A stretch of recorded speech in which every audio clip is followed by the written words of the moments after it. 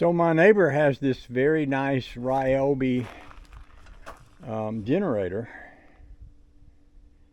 and he's used it once and it stopped working.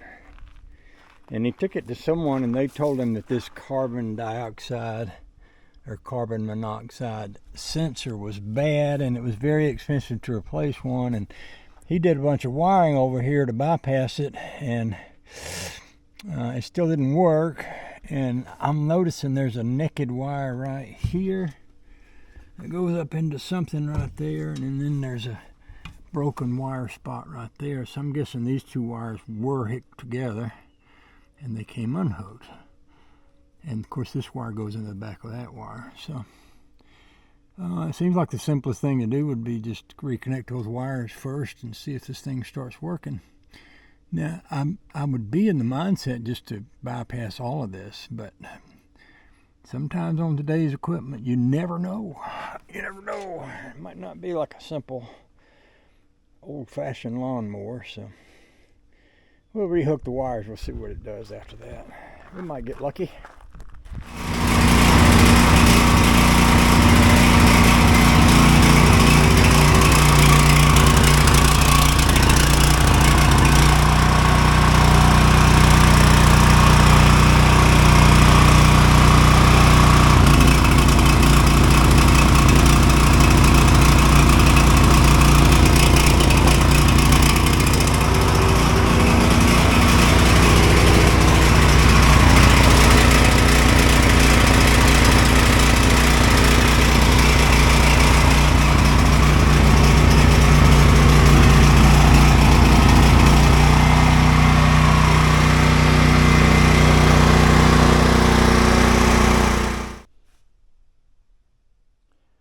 So I got this running.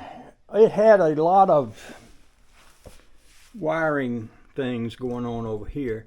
This is a carbon monoxide thing that's supposed to cut the power off if it gets carbon monoxide. But this is the on and off switch. I disconnected almost all of this.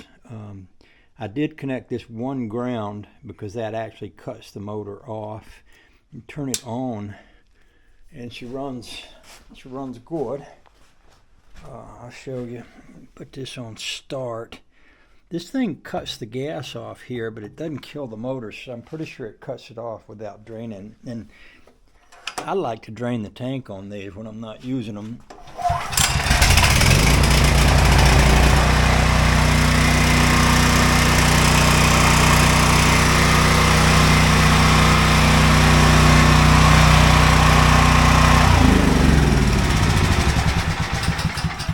What I did do here was replace the coil, and after I put this coil, it's the new coil on it, it's still, I wasn't getting much fire, so I sanded the end of the spark plug up here, and then I sanded between these parts here, and I got it to fire with the plug that was in it.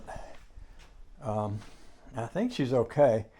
I've asked the guy that owns it to give me a call. I want to find out what kind of gas he's running in it. It should have non-ethanol in it, and I don't know if he does or not. If he doesn't, I'm going to suck what's in there out and put some in it before I take it back home. So at this point, I'm just waiting for him to give me a call so I can take this back to him. He may have a rear tire rototiller that's malfunctioning, so I may wind up bringing it back.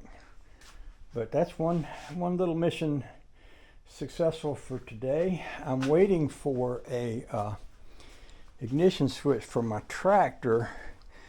I've put this one back together once already. This part goes inside of that part, and there's a little plate that should be in here. I don't know, it must have fell on the way, but there's a plate that goes in there that works all this stuff.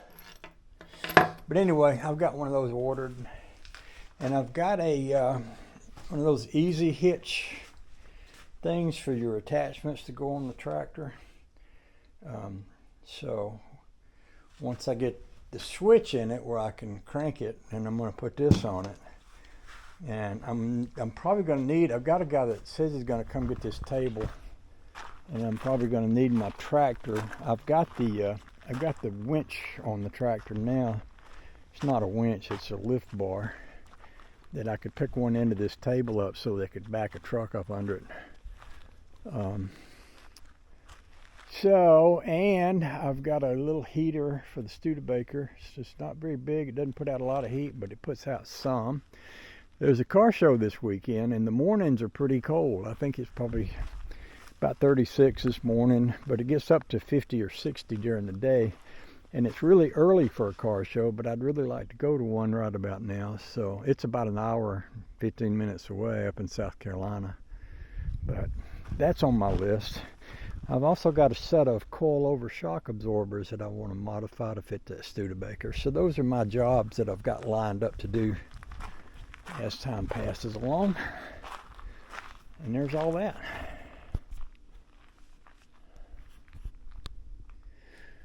So I made this video about this generator I had that belonged to a neighbor, and someone had done a bunch of wiring on the generator, or rewiring or something, to try to get it to work, and it wouldn't. So I spent a little time going through all that wiring, and what I eventually did was unwired everything on the motor and determined that the ignition coil wasn't working. So I bought a new one of these off of, I think I might have got that off of eBay or Amazon, one or the other. It's 30 bucks.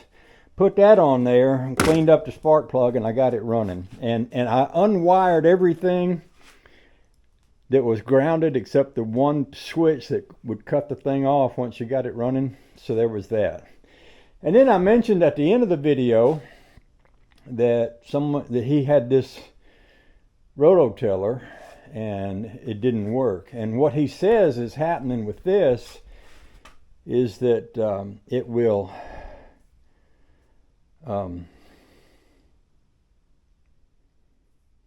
do I even want to get into this? I don't think I do. I'll talk about this later. I'll talk about that later.